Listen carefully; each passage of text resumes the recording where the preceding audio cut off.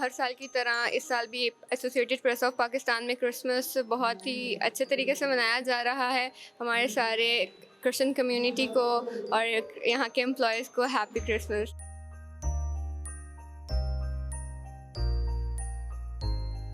मेरी तरफ से और तमाम एपीपी के मुसलमान भाइयों की तरफ से मसीही बिरादरी को क्रिसमस मुबारक।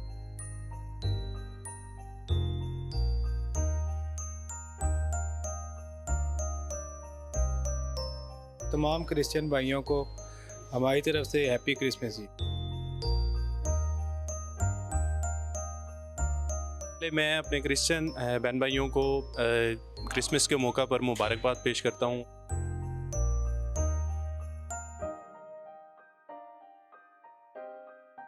मैं एपीपी का मुलाजिम हूँ और हमारे ऑफिस में इतना बड़ा प्रोग्राम हुआ है, हमें बहुत खुशी है। मैं अपनी मैनेजमेंट का बहुत शुक्रगुजार हूँ जिन्होंने हमारे लिए इतना बड़ा अरेंज किया है, और जितने भी हमारे दीगर स्टाफ है उनका बहुत शुक्र अदा करता हूँ।